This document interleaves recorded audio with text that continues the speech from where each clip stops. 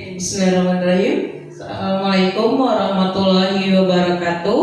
Waalaikumsalam warahmatullahi wabarakatuh.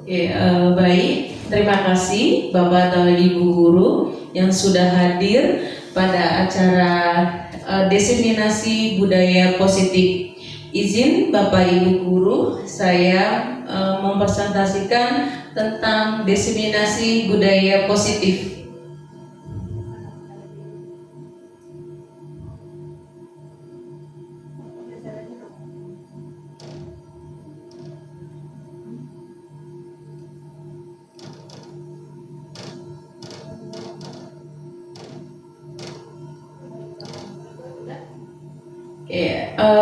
Yang pertama, diseminasi budaya positifnya, teori motivasi, hukuman, dan penghargaan.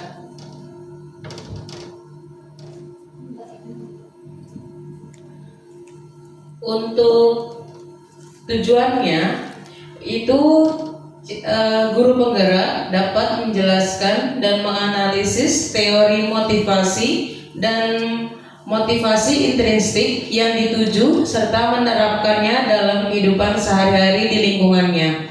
Kemudian, guru penggerak dapat menjelaskan konsep-konsep hukum dan penghargaan dan konsep pendekatan restitusi, dan selanjutnya dapat melakukan pengamatan dan peninjauan atas praktik penerapan konsep-konsep di lingkungan sendiri.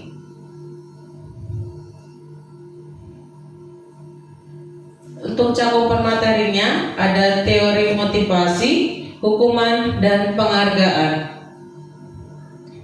Nah, ini seperti kita merenungkan, mari kita tanyakan ke diri kita sendiri, bagaimana kita berperilaku, mengapa kita melakukan segala sesuatu, dan apakah kita melakukan sesuatu karena adanya dorongan dari lingkungan atau dari dalam diri.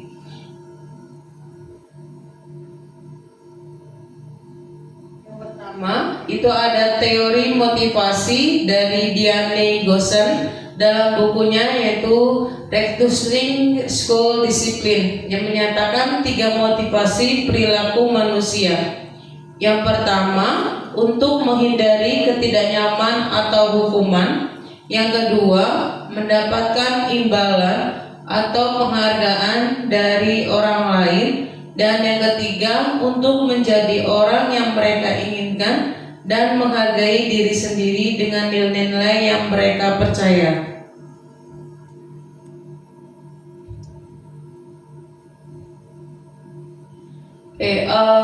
Yang untuk menghindari ketidaknyaman atau hukuman itu biasanya dari motivasi ekstrinsiknya. Lalu untuk mendapatkan imbalan atau penghargaan dari orang lain yaitu motivasi ekstrinsik. Dan selanjutnya untuk menjadi orang yang menjadi inginkan dan dari menghargai diri sendiri dengan nilai yang mereka percaya dan motivasi intrinsik. Selanjutnya itu ada hukuman dan penghargaan. Nah, di sini ada 2 konsep, yaitu konsep disiplin dengan identitas gagal dan konsep disiplin dengan identitas sukses. Menurut hukuman dan penghargaan, identitas gagal itu yang pertama ada hukuman dan penghargaan. Lalu yang kedua ada konsekuensi dan restitusi. Untuk selanjutnya, sebelum ada sedikit video.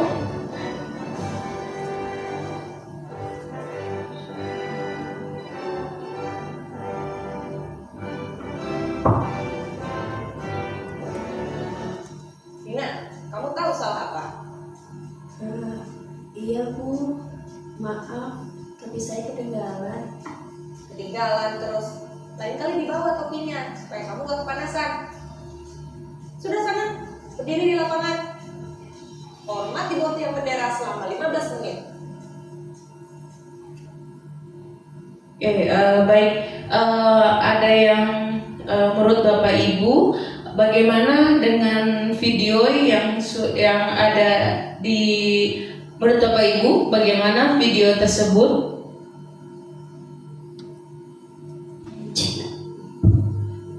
Izin ya Bu, mencoba memahami video tadi.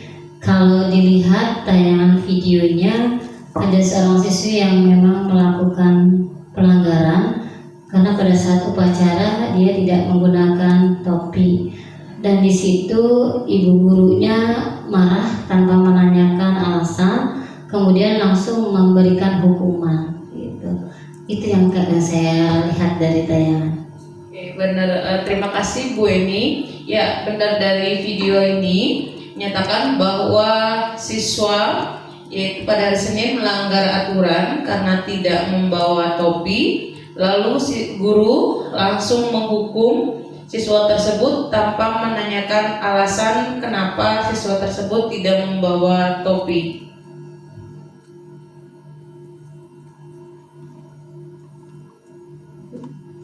Lalu di sini ada konsep disiplin dengan identitas gagal.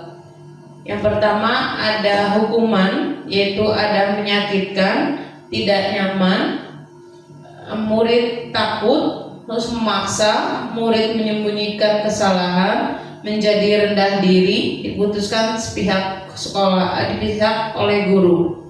Nah, kalau untuk penghargaan tidak efektif, merusak hubungan, mematikan kreativitas, mau merampas hak dan menghargai dirinya.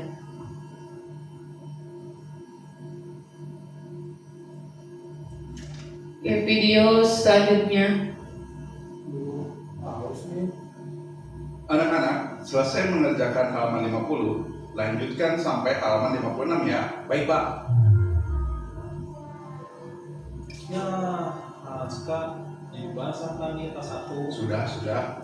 Aska, ayo jika salah, apa yang harus dilakukan? Ayo minta maaf. Bagi Aska, mana masker kamu? Oh iya, maaf Pak, saya lupa pakai. Kamu tahu kan apa konsekuensinya jika tidak memakai masker? Ya Pak, belajar sendiri di perpustakaan. Baik, silahkan langsung ke perpustakaan.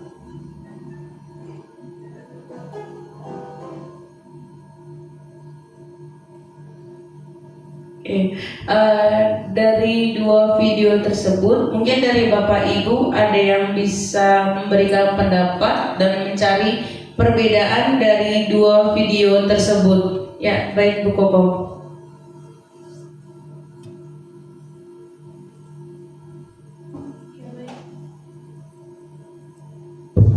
Ya, terima kasih Bu Wulan atas kesempatannya. Jadi dari dua video tadi, yang pertama itu ketika murid melakukan kesalahan, itu gurunya langsung memberi hukuman. Tetapi pada video yang kedua ini, guru ini lebih ke menyadarkan kesalahan murid dan murid dituntut untuk mencari solusi berdasarkan atau mencari konsekuensinya begitu dari si murid tidak memakai masker. Ya, baik. Mungkin ada lagi dari Bapak atau Ibu guru yang mau berpendapat? Ya, baik Bu Nita, silakan. Ya, sebelumnya saya sepakat dengan yang dibicarakan oleh Bu Koko pada video simulasi 1. Memang awalnya menanyakan kesalahan, tapi ternyata pada akhirnya Pak Guru yang meminta anak untuk meminta maaf. Jadi bukan dari diri anak, bukan dari intrinsik anak. Jadi anak memahami itu hanya untuk meminta maaf, tidak tahu kesalahannya. Untuk video yang kedua, di sini lebih ke anak yang mencari solusi atau anak tahu kalau itu salah, hal yang harus dilakukannya apa, anak sudah lebih tahu, berarti sudah ada unsur intrinsiknya. Mungkin itu saja Bu Wulan, terima kasih. Baik, terima kasih Bu Nita. Oke, selanjutnya, nah, ada konsep disiplin dengan identitas sukses. Nah, yang pertama ada konsekuensi, itu ada penguatan jangka pendek. Lalu yang kedua ada perlu monitoring berkelanjutan. Yang ketiga ada murid menghargai peraturan. Yang keempat, kehilangan waktu untuk merenungkan kesalahan.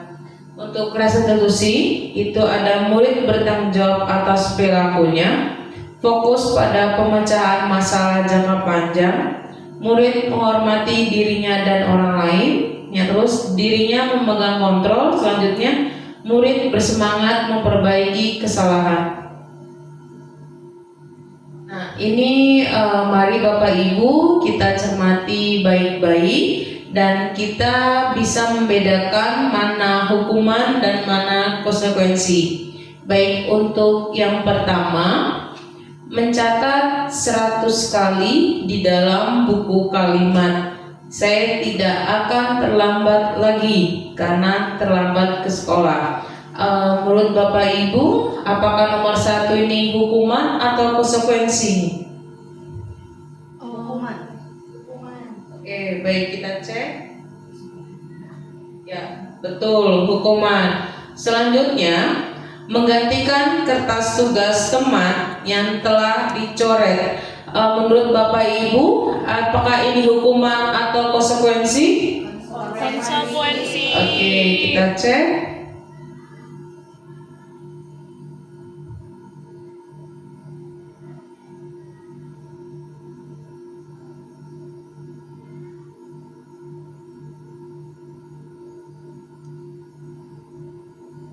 Ya, jawabannya betul, yaitu konsekuensi. Selanjutnya yang ketiga, membersihkan WC di sekolah. Apakah membersihkan WC sekolah karena mematahkan pensil kawannya? Apakah ini hukuman atau konsekuensi? Hukuman. Ya, Relevan. kita cek. Ya, betul, hukuman karena di sini kesalahannya adalah mematahkan pensil temannya, tapi kena hukumannya adalah membersihkan WC. Jadi tidak sesuai dengan apa yang dibuat, tidak dibuat kesalahannya. Selanjutnya, berdiri di depan kelas sambil mengangkat kaki satu karena tidak bisa menjawab pertanyaan. Apa itu hukuman atau konsekuensi? Hukuman. Oke, kita cek. Ya, hukuman. Kenapa hukuman? Ada yang bisa berikan alasannya? Untuk nomor 4, ya Bu Mia. Menurut saya, berdiri di depan kelas sambil mengangkat kaki satu karena tidak bisa menjawab pertanyaan itu hukuman, karena tidak relevan dengan kesalahan yang murid tersebut lakukan. Seperti itu. Oke, baik. Terima kasih Bu Mia. Oke, selanjutnya nomor 5, membersihkan tumpahan air di meja karena tersenggol pada saat belajar. Apa itu hukuman atau konsekuensi? Konsekuensi. Oke, kita cek. Oke, ada yang bisa memberikan alasan mengapa pernyataan nomor 5 ini jawabannya konsekuensi? Ya, silakan Bu Nita. Izin menjawab ya Ibu Bulan. Untuk nomor 5, membersihkan tumpahan air di meja tulis karena tersenggol pada saat belajar. Menurut saya itu konsekuensi, artinya anak melakukan kesalahannya yaitu menumpahkan air dan konsekuensinya relevan dengan apa yang dia lakukan, yaitu air yang dia tumpahkan dia bersihkan gitu Ibu. Terima kasih. Oke, baik, terima kasih. Bapak Ibu sudah menjawab 5 pernyataan. Oke, kesimpulannya bahwa pentingnya setiap murid memiliki motivasi intrinsik, dorongan yang berasal dari dalam diri seseorang untuk melakukan sesuatu karena minat pribadi, rasa puas atau keinginan untuk belajar dan berkembang, bukan karena tekanan eksternal dan imbalan materi. Siswa yang termotivasi secara intrinsik cenderung lebih terlibat dan berdedikasi dalam proses belajar karena mereka menikmati aktivitas tersebut dan merasakan makna yang mendalam dari apa yang mereka lakukan. Hal ini berkontribusi pada pembelajaran yang lebih efektif dan berkelanjutan untuk mendorong pengembangan diri yang lebih baik. Oke, baik Bapak Ibu, dimohon untuk berdiri sejenak supaya tidak pegal dari tadi duduk saja. Sebentar, kita sedikit ice breaking supaya lebih, kita mulai lebih fresh dan lebih segar untuk melanjutkan materi berikutnya.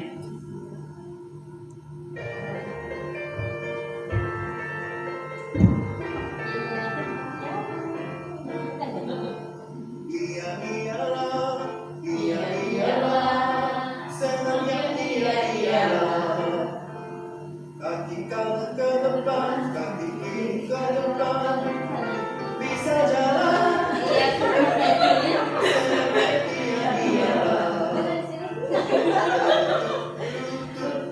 Dua-duanya bisa duduk.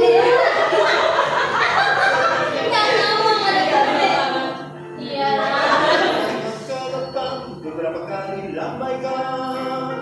Orang datang.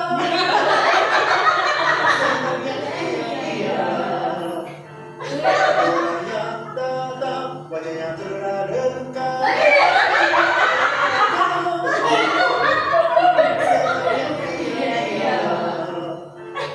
Biramai kodak empet tidak bersembunyi di tubuh kau. Menyenangkan.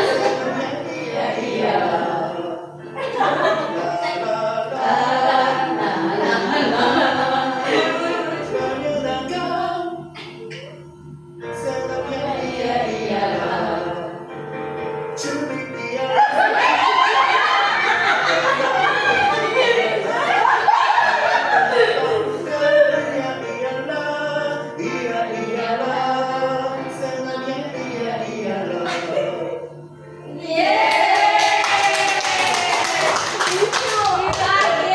Oke, baik Bapak Ibu, terima kasih.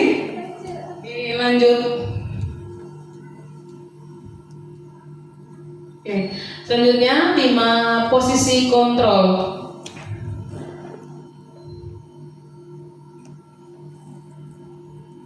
Oke, untuk 5 posisi kontrol ini tujuan pembelajarannya yang pertama, guru penggerak dapat melakukan refleksi atas praktik disiplin yang dijalankan selama ini dan dampaknya untuk muridnya. Yang kedua, CGP dapat menerapkan disiplin restitusi di posisi manajer minimal pemantau agar dapat menghasilkan murid yang bertanggung jawab, mandiri dan merdeka.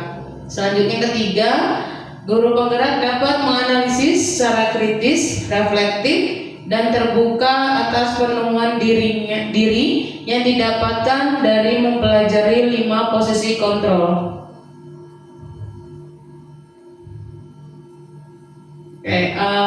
Mungkin ada sedikit pertanyaan. Tisha dan Hana dipanggil masuk ke ruangan Ibu Dewi.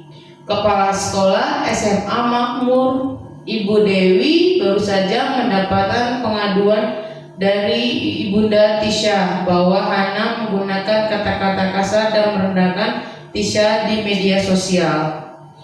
Lalu, jika Bapak dan Ibu adalah seorang kepala sekolah, penerapan disiplin apakah yang akan dapat Bapak Ibu lakukan untuk kasus Hana dan kasus Tisha tersebut? Mungkin Bapak dan Ibu ada yang bisa menjawab dari pertanyaan di depan.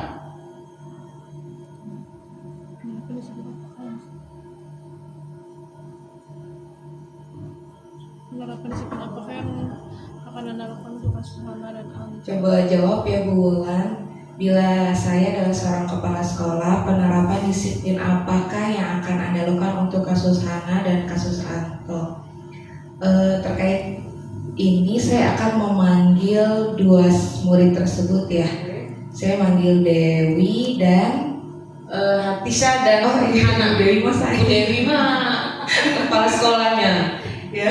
Tisha dan Hana. Saya akan memanggil Tisha dan Hana. Jadi yang pertama saya lakukan adalah pertama manggil memeriksa dulu, terus meng-cross check kira-kira menurut Tisa tuh apa sih yang terjadi. Kemudian saya panggil Hana, menurut versi Hana tuh apa sih yang terjadi. Nah setelah itu saya ambil kesimpulan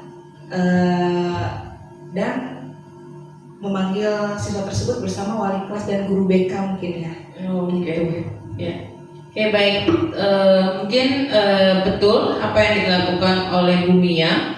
Bu Mia sebagai calon kepala sekolah yang dilakukan adalah mereka akan memanggil Tisha dan Hana, lalu mungkin didudukkan, lalu memanggil wali kelasnya, lalu ketiga setelah kasus ini tidak selesai atau tidak bisa, baru dipanggil guru BK-nya. Oke.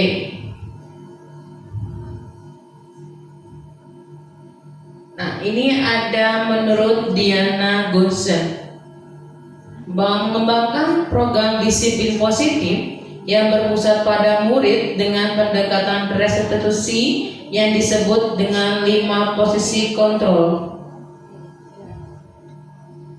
Diana Gonsen juga melalui serangkaian riset dan berdasarkan pada teori kontrol Dr. William Glasser, Gonsen berkesimpulan ada 5 posisi kontrol yang diterapkan seorang guru, orang tua, ataupun atasan dalam melakukan kontrol.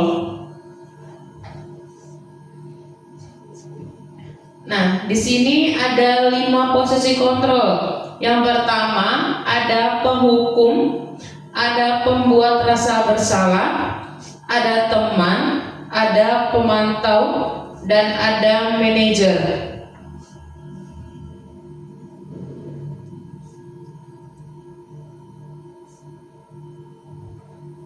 Nah, ini penghukum. Untuk penghukum, yaitu orang-orang yang menjalankan posisi penghukum senantiasa mengatakan bahwa sekolah memerlukan sistem atau alat yang dapat lebih menekankan murid-murid lebih dalam lagi. Ini contoh videonya.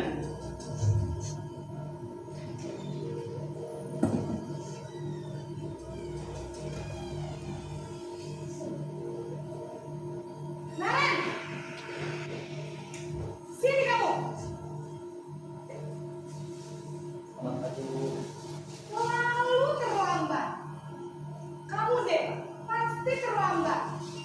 Oke, sambil melihat videonya, saya bacakan soalnya.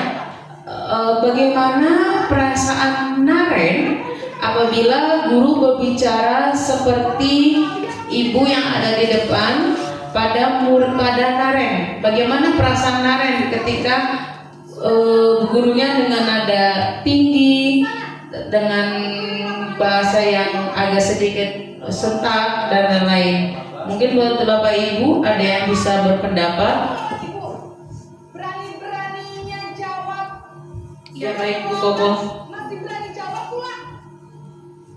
Sekarang keliling lapangan basket 5 kali sekalian. Iya. Jika diamati memang ketika guru marah-marah sama muridnya, yang pasti akan dirasakan itu takut, sedih, dan jadi mungkin jadi down ya. Sehingga itu berdampak ke psikologis murid. Oke, baik. Ya, baik. Terima kasih Bu Kopom. Nah, ya, untuk penghukum, guru-guru yang menerapkan posisi penghukum, dia akan mempunyai ciri nada suara tinggi, bahasa tubuh dengan mata yang melotot, terus menunjuk-nunjuk atau menghardik murid tersebut. Jadi itu tuh ciri-ciri dari penghukum. Oke, ini yang kedua, ada pembuat merasa bersalah. Pada posisi ini biasanya guru akan bersuara lebih lembut. Pembuat rasa bersalah akan menggunakan keheningan yang membuat orang-orang lain merasa tidak nyaman, bersalah, atau rendah diri. Ya, ini contoh videonya. Bapak Ibu, Bu. Naren, kamu kenapa terlambat lagi, nak?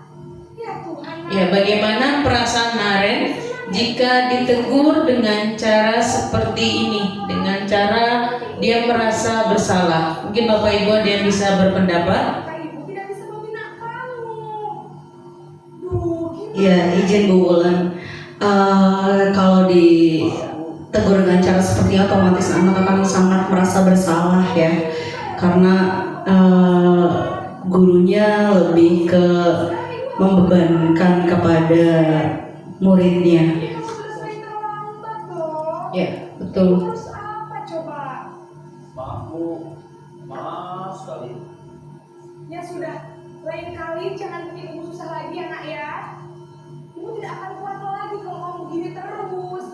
Bisa jantungan kalau ibu tegur bapak kepala sekolah. Sekarang cepat kelas. Maaf ya Bu, maaf sekali. Oke, next. Yang ketiga, membuat rasa bersalah. Itu murid akan merasa bersalah. Yang dimana bersalah tidak akan mengecewakan ibu atau bapak gurunya lagi. Murid akan merasa menjadi orang yang gagal dan tidak sanggup membahagiakan orang lain. Kadang sikap seperti ini akan berbahaya dari sikap penghukum karena emosi akan tertanam rapat di dalam dan murid menahan perasaannya. Terus yang ketiga, posisi sebagai teman. Nah, ini posisi sebagai teman itu ada dua sisi, ada sisi positif dan sisi negatifnya. Yang positif berupa hubungan baik yang terjalin antara guru dan teman. Kalau sisi negatifnya, bila suatu saat guru tidak membantu, maka murid akan kecewa dan tidak mau berusaha. Hal yang lain mungkin akan timbul, murid hanya akan bertindak untuk guru tertentu dan tidak untuk guru lainnya. Murid akan tergantung pada muridnya.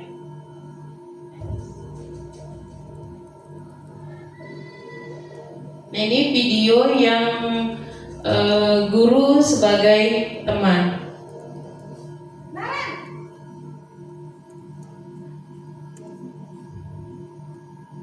Selamat pagi Bu. Wah, sudah jam berapa ini nak? Terlambat lagi ya saya. Iya Bu, habis ibu saya lupa bangunkan saya Bu. Kamu malah menyalahkan ibu kamu. Kamu bukannya anak yang larinya paling kencang. Kok terlambat sih? Iya Bu, saya memang terlambat bangun tadi. Jadi biarpun saya lari kencang, tetap gak kekejar Bu. Ya sudah. Ya, bagaimana perasaan Naren dengan sikap guru yang guru sebagai teman seperti ini? Mungkin Bapak Ibu ada yang bisa berpendapat? Ya sudah, sana masuk kelas. Ya, silakan. Kamu ini ada-ada saja. Perasaan muridnya patuhnya itu biasanya sama guru tertentu aja Bu. Jadi kalau dia berhadapan dengan guru lain, jadi malah cenderung nggak patuh seperti itu menurut saya ya Bu. Gitu aja. Oke, baik. Ya, terima kasih Bu Mia. Oke, ini ada ciri-cirinya posisi sebagai teman. Yang pertama, dia menjadi tergantung pada guru dan bila ada masalah dia merasa bisa mengandalkan guru tersebut untuk membantunya. Ada akibatnya posisi sebagai teman, murid akan berbuat sesuatu bila yang menyuruh adalah guru tersebut dan belum tentu berlaku yang sama dengan guru atau orang lain. Oke, yang keempat ada posisi sebagai pemantau. Nah, pemantau berarti mengawasi. Pada saat kita mengawasi, kita bertanggung jawab atas perilaku orang-orang yang kita awasi. Posisi pemantau berdasarkan pada peraturan-peraturan dan konsekuensinya. Peraturannya apa? Sanksinya atau konsekuensinya apa? Ini ada posisi video tentang posisi memantau atau monitor.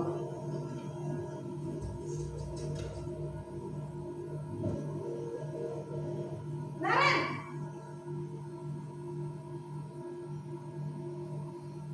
Selamat pagi, Bu. Naren, apa peraturan sekolah kita tentang jam berapa kita harus masuk sekolah, Nak? Kita harus di sekolah jam 7, Bu. Iya betul, sekarang sudah jam 7.20. Naren sudah tahu konsekuensinya jika terlambat hadir. Paham, Bu. Saya harus tinggal kelas pas jam istirahat selama 20 menit. Ya benar, konsekuensinya demikian. Jadi nanti jam 9.30 pas istirahat, kamu harus tinggal di kelas, kerjakan tugas tambahan untuk ketertinggalan kamu, ya? Baik, Bu. Ya mungkin ada yang bisa menjawab Bapak Ibu bagaimana perasaan murid diberlakukan seperti ini. Terima kasih. Perasaan Naren mungkin agak sedikit lebih nyaman dibandingkan dengan 3 posisi sebelumnya, karena di sini dia sudah menyadari konsekuensi dari dia melanggar aturan atau kesepakatan yang sudah dibuat di sekolah. Jadi guru itu hanya tinggal memantau konsekuensi yang dilakukan oleh si Naren gitu. Terima kasih Bu Weni.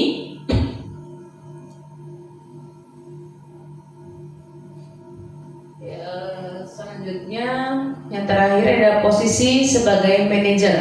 Nah, pada posisi sebagai manajer ini, murid diajak untuk menganalisis kebutuhan dirinya maupun kebutuhan orang lain. Lalu dapat berkolaborasi dengan murid bagaimana memperbaiki kesalahannya. Lalu yang ketiga, mempersilakan murid mempertanggungjawabkan perilakunya. Dan yang keempat, mendukung murid agar dapat menemukan solusi atas permasalahannya sendiri. Nah, ini ada videonya. Manajer, apa yang kita yakini? Lalu, apakah kamu meyakininya? Jika kamu meyakininya, apakah kamu bersedia memperbaikinya? Lalu, jika kamu memperbaiki ini, hal ini menunjukkan apa tentang dirimu dan apa rencana kamu memperbaiki hal ini.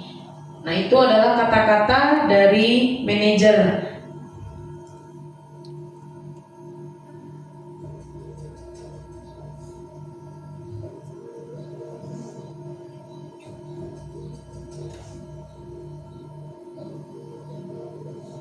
Naren,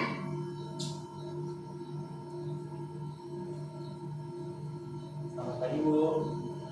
selamat pagi Naren. Maaf, Bu. Saya terlambat. Ya, sekolah masuknya jam 7, sekarang sudah jam 7.20. Jadi sekarang bagaimana ini Naren? Maaf, Bu. Saya lupa setel alarm saya semalam. Baiklah, menurut kamu, keyakinan sekolah yang mana yang perlu kamu tingkatkan? Menghargai diri sendiri dan orang lain mungkin, ya, Bu. Setuju. Jadi, apakah Naren meyakini prinsip saling menghormati tersebut? Iya, Bu. Saya meyakininya.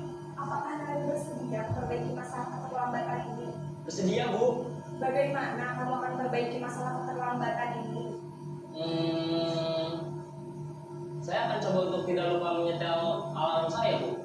Baik, kalau Naren lupa menyetel alarm di rumah, ada orang yang kira-kira bisa bantu mengingatkan tidak? Ada, Bu. Kakak saya, Kak Emma. Ada lagi selain Kak Emma? Selain Kak Emma, ada ibu saya.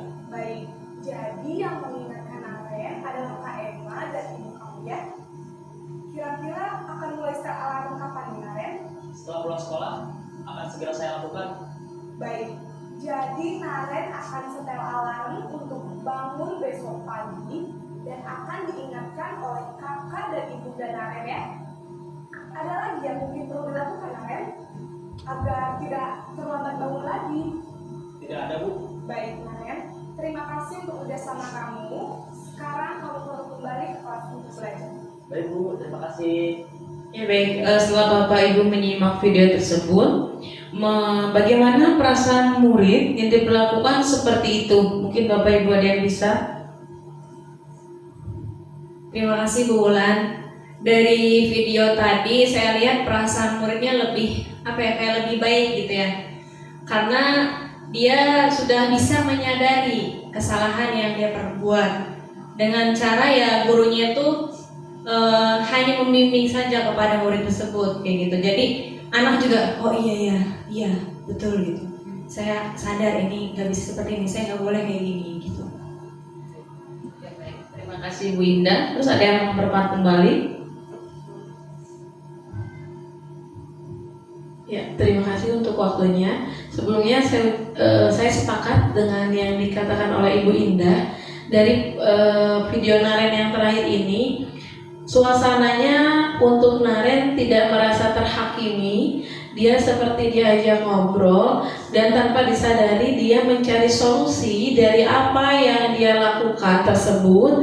Nah, kalau menurut saya hal ini nantinya akan berefek jangka panjang karena dia sudah mampu mengambil kesimpulan dia harus seperti apa. Nah, guru di sini artinya sudah guru di sini sudah mampu mengarahkan peserta didik untuk menemukan solusi dari dalam dirinya, dari intrinsik, bukan dari luar. Itu saja Bu, terima kasih. Ya baik, terima kasih Bu Nita, Bu Indah. Oke baik Bapak Ibu, dari 5 posisi kontrol yang tadi sudah dijelaskan, dari 5 posisi kontrol tersebut Bapak Ibu akan memilih yang mana untuk kedepannya untuk murid-murid kita ketika murid-murid kita melakukan kesalahan di sekolah. Ya baik Bapak Ibu, mungkin ada yang mau mencoba menjawab. Dari 5 posisi kontrol tersebut Bapak Ibu akan memilih yang mana supaya untuk mengatasi kesalahan dari murid yang ada di sekolah.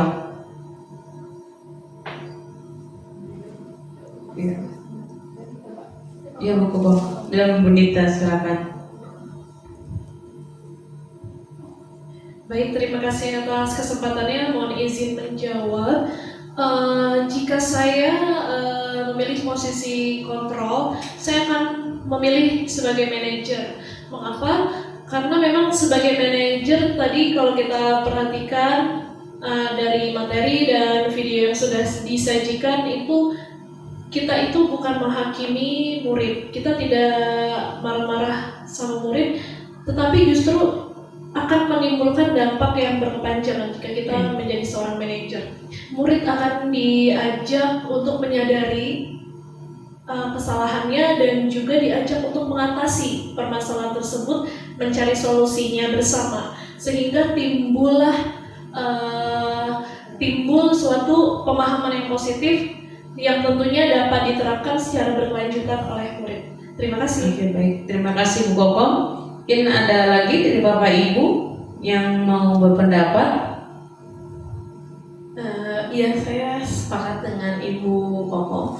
Saya pun jika disuruh memilih, saya ingin berada di posisi manajer. Ya mungkin kalau sekarang masih kadang-kadang menghukum gitu ya Bu ya. Kadang-kadang ada anak salah, tidak menanyakan solusi, langsung saya yang memberikan solusinya gitu. Tapi setelah melihat dari video-video yang Ibu Wulan tampilkan, ternyata posisi manajer lebih memiliki efek untuk anak-anaknya dalam pergaulan dan mengambil keputusan. Ada efek jangka panjangnya, anak lebih paham dan anak tidak merasa terpaksa dalam melakukannya. Itu ya Bu ya. Terima kasih. Baik, ya, terima kasih Bu Nita.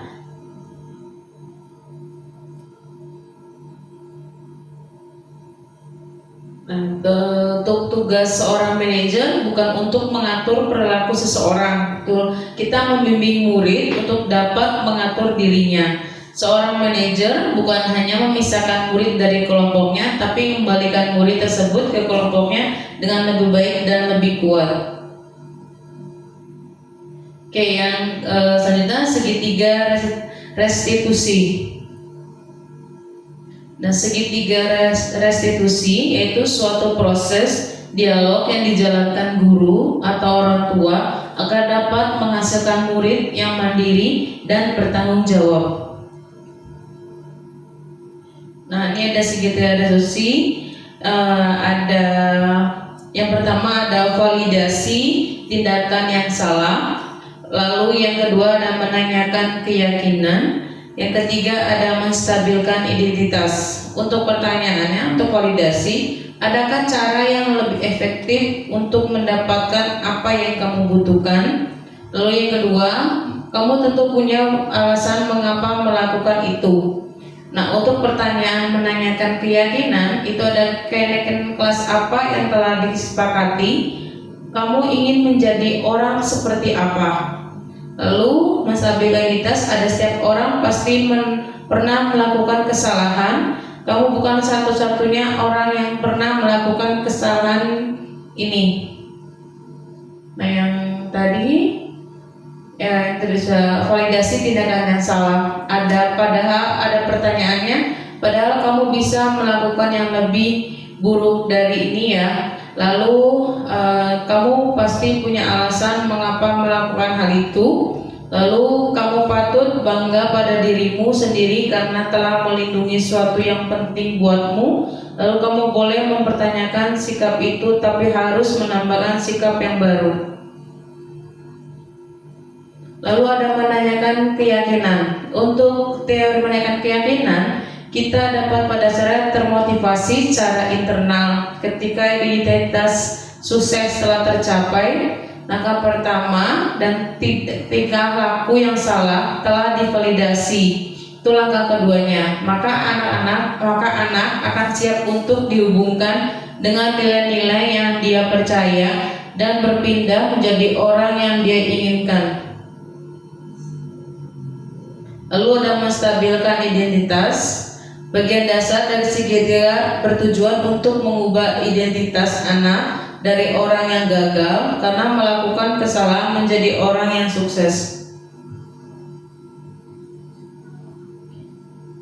Nah, ini ada contoh kasusnya. Mungkin dari Bapak atau Ibu ada yang ingin melakukan reka adegan dari contoh kasus, yaitu ada tokohnya, ada Pak Joko, ada Mario, dan ada Adi. Mungkin Bapak Ibu ada yang mau melakukan reka adegan?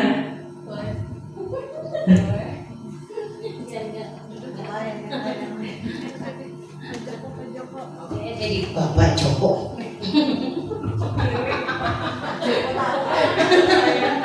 Bapak Joko. Ayo Mario dan Adi. Oke, cek Mario, Adi, Bapak tadi dengar laporan dari guru piket di kantin. Sepertinya kalian dalam masalah ya. Ada yang bisa Bapak bantu? Apa yang terjadi? Iya Pak, tadi pada jam istirahat pagi kami melempar-lemparan makanan di kantin. Tapi tidak sengaja malah kelempar karena wajah Ibu Dina, kepala sekolah, ketika beliau sedang berjalan. Kalian main lempar-lempar makanan di kantin, terus kena wajah Ibu Dina ketika beliau sedang lewat? Iya Pak.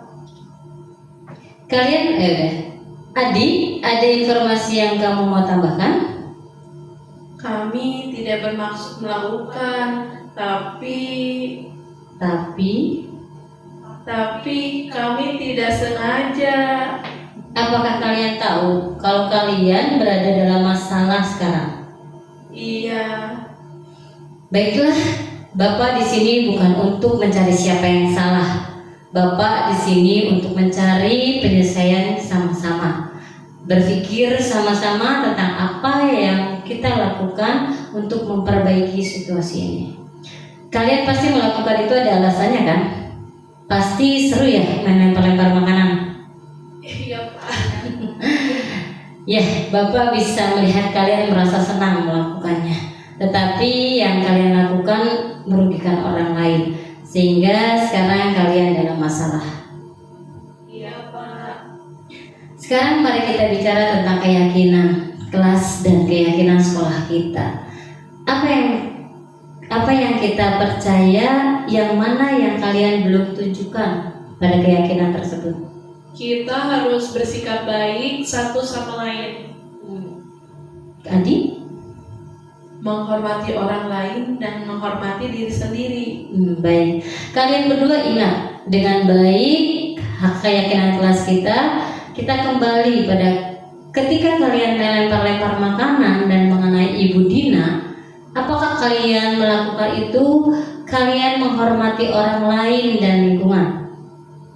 Tidak. Oke, tapi kalian mendapatkan rasa senang. Menurut Bapak ada cara untuk mendapatkan rasa senang tanpa merugikan orang lain. Bagaimana menurut kalian? Iya, Pak. Nah, sekarang mari kita selalu memindahkan keyakinan kelas.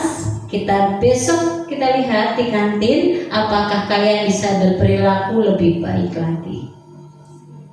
Baik, Bapak. Baik, silahkan kalian bisa kembali ke kelas. Terima kasih. Baik, terima kasih Bu Nita, Bu Kokom, dan Bu Weni. Lalu dari contoh kasus ini, lalu kita sambungkan kembali dengan segitiga restitusi. Yang ini, yang pertama dari kasus yang Pak Joko, Adi sama temannya ada validasi tindakan yang salah. Adakah cara yang lebih efektif untuk mendapatkan apa yang dibutuhkan oleh murid tersebut? Lalu apa punya alasan mengapa melakukan itu? Lalu menanyakan keyakinan kelasnya. Keyakinan kelasnya ada di posisi mana? Lama menstabilkan identitas. Oke, yang pertama itu ada validasinya dulu. Kira-kira yang mana ya dari teks kasus tersebut mana yang contoh dari validitas, menstabilkan, dan yang terakhir menaikkan keyakinan.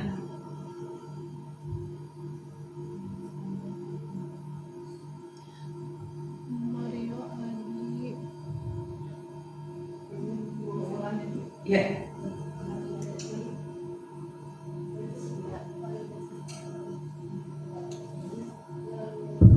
Izin menjawab Bu Bulan untuk segitiga restitusi yang tahap ya. Tahap yang pertama validasi. Menstabilkan identitas itu pada saat Pak Mario menanyakan tadi dengar laporan dari guru piket, sepertinya kalian dalam masalah ya, ada yang bisa Bapak bantu, apa yang terjadi. Kemudian tahap validasi nilai-nilai yang diinginkannya itu baiklah Bapak di sini bukan untuk mencari siapa yang salah, Bapak di sini untuk mencari penyelesaian sama-sama. Berpikir untuk sama-sama tentang apa yang kita bisa lakukan untuk memperbaiki situasi ini. Kalian pasti melakukannya itu ada alasan, pasti seru ya main lempar-lemparan makanan. Kemudian langkah yang ketiga atau tahapan yang ketiganya yaitu penerapan konsekuensi, mencari keyakinan. Itu ada di itu yang kalian berdua ingat dengan baik keyakinan kelas kita kembali pada ketika kalian main lempar-lempar makanan ya itu dan mengenali Ibu Dina. Apakah ketika kalian melakukan itu kalian menghormati orang lain dan iya itu mencari keyakinan. Oke, baik. Terima kasih. Ya baik, terima kasih Bu Gita atas jawabannya. Selanjutnya saya minta refleksi dari Bapak Ibu tentang bagaimana perasaan Bapak Ibu setelah kegiatan destinasi hari ini. Lalu yang pertanyaan kedua, apa tindak lanjut yang akan Bapak Ibu lakukan untuk mengimplementasikan budaya posisi di sekolah? Budaya positif di sekolah.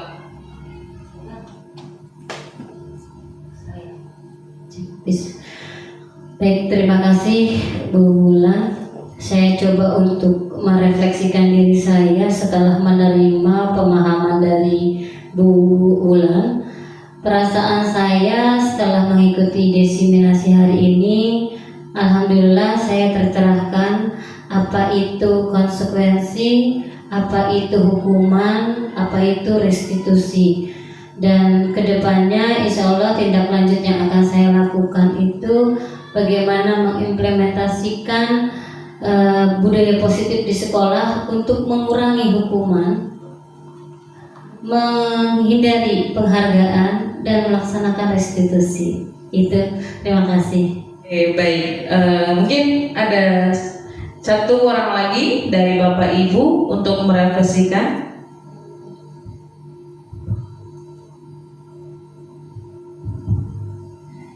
Ya, Bu Ulan, saya izin merefleksikan bagaimana perasaan saya setelah mengikuti kegiatan diseminasi hari ini. Perasaan saya jadi semakin terbuka pemikirannya bahwa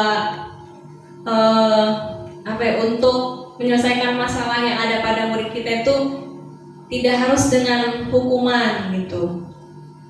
Kemudian tindak lanjutnya itu saya akan mengimplementasikan, akan mencoba meskipun memang kayaknya perlu untuk waktu ya Bu ya. Iya, perlu waktu, perlu lebih kepada inilah apa sih? Pertama-tama dari emosi kita dulu sih sebenarnya yang harus diredam, distabilkan gitu kepada murid kita nanti, baru akan mencoba mengimplementasikan yaitu segitiga restitusi yang tadi dari Bu Ulan.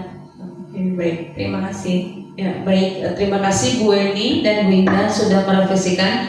Jadi kesimpulannya bahwa kita harus menghindari menghukum kepada murid.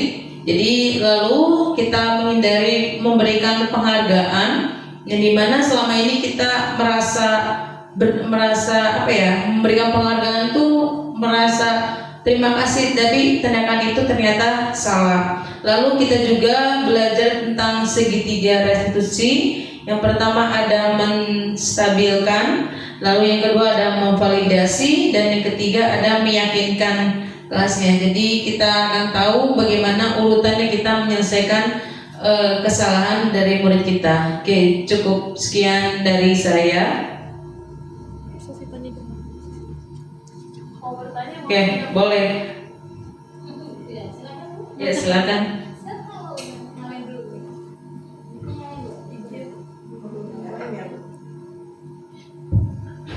Iya, sebelum ditutup minta tolong sebentar ya Bu ya. Sama pengen refleksi juga, khawatir apa yang saya sampai pahami masih keliru mengenai posisi kontrol gitu ya Bu. Tadi ada beberapa posisi kontrol, kemudian yang saya pahami dan saya menginginkan mudah-mudahan diri saya bisa menjadi seorang di posisi yang manajer Bu.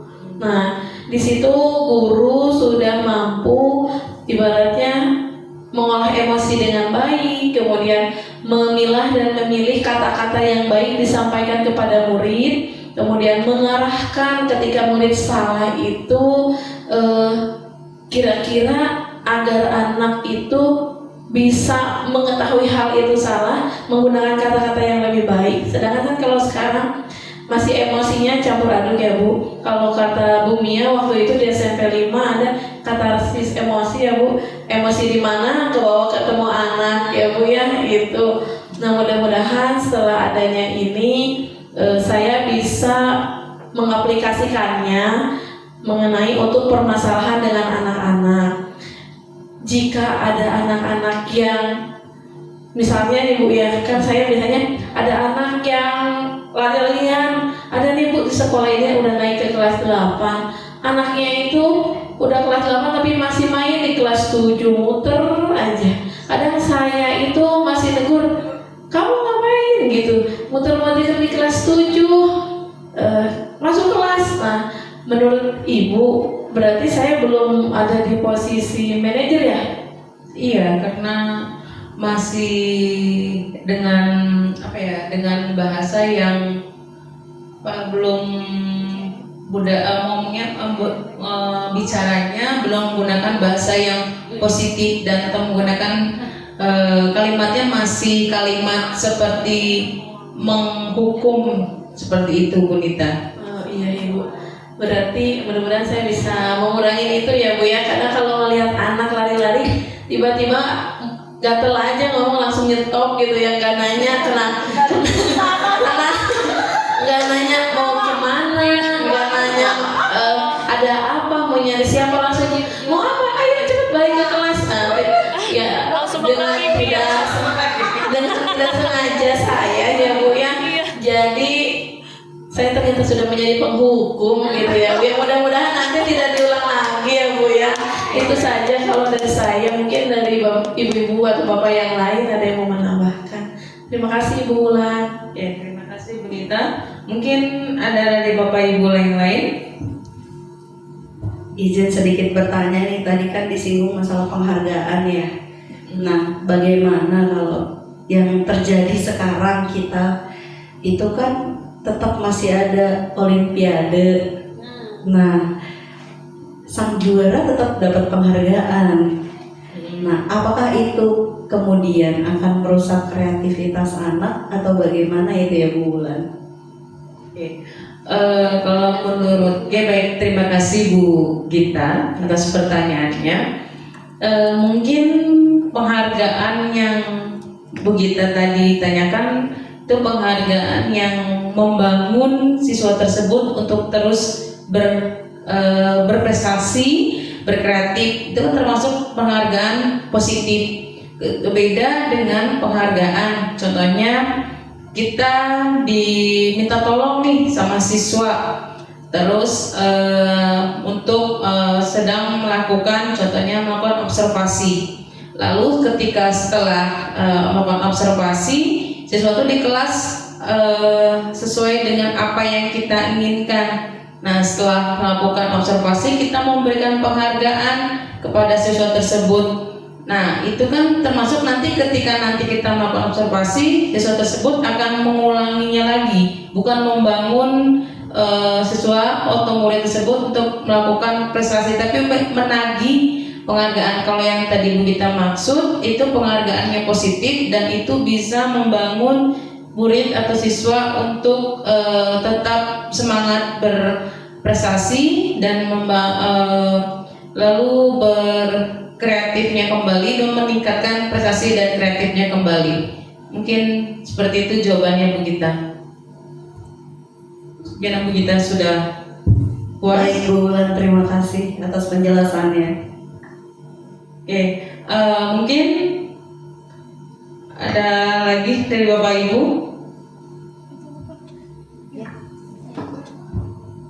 Oke, pertanyaannya Bu Wulan terkait dengan segitiga restitusi. Apabila kita menemukan siswa melakukan pelanggaran dan kita melakukan segitiga restitusi, nah kalau siswa tersebut melakukan hal yang sama lagi, terulang lagi, apakah kita melakukan segitiga restitusi lagi atau diperbolehkan menggunakan hukuman supaya benar-benar jerah? Mungkin mohon pencerahannya Bu Wulan, terima kasih. Berarti kalau misalnya yang pertama nih Bu Mia sudah melakukan segitiga restitusi, mungkin yang kedua masih ada toleransi menggunakan segitiga restitusi. Lalu yang ketiga, kalau dikatakan hukum tadi tidak bisa digunakan. Lalu ya menggunakan segitiga restitusi kembali. Atau mungkin dari Bapak Ibu ada yang bisa membantu menjawab?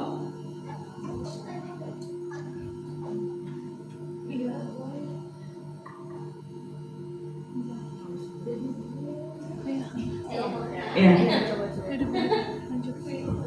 Izin menjawab Ibu ya. Kalau menurut saya kan sudah dilakukan restitusi. Betul. Yang pertama, ya. Kalau nggak salah, tidak semua hal bisa dilakukan dengan restitusi. Contohnya kalau anak itu dalam kegiatannya kriminal atau apa, itu kan tidak bisa ya Bu ya. Harus memang ada yang ditegakkan gitu ya. Mungkin hukuman atau dengan sesuai dengan apa yang dia lakukan. Nah, kalau anak itu yang dia lakukannya masih dalam posisi kita bisa anggap wajar, restitusinya dinaikkan. Mungkin asalnya dengan kita nih, dengan wali kelas, mungkin naik dengan guru BK, konseling. Setelah itu bisa naik lagi kalau naik dengan kepala sekolah. Nah, tindakannya itu bertahap. Kalau untuk menurut saya ya Bu ya, nah yang menurut saya itu kalau ada batasannya, masih bisa ditolerir dan masih bisa dilakukan di sekolah, maka boleh melakukan restitusi lagi, tapi jenjangnya naik levelnya. Kalau dengan guru misalnya kurang mampu nih, naik lagi coba dengan guru bimbingan konseling. Setelah itu masih tetap, yang terakhir kan di kepala sekolah ya. Kalau masih tetap nggak ada, orang tua sudah dipanggil, restitusi dengan orang tua, nah baru diberikan pilihannya. Tapi kalau misalnya kasusnya di luar sekolah, kriminal, berbahaya, itu tidak harus menggunakan restitusi. Berarti bisa menggunakan penghukum juga ya Bu? Iya, kalau memang sangat tidak bisa ditolerir, itu aja Ibu. Terima kasih. Oke, baik, terima kasih. Oke, mungkin cukup dari saya. Mohon maaf bila ada kesalahan. Terima kasih Bapak dan Ibu Guru atas partisipasinya. Terima kasih Bapak Ibu Guru atas waktunya. Cukup sekian dari saya. Wassalamualaikum warahmatullahi wabarakatuh.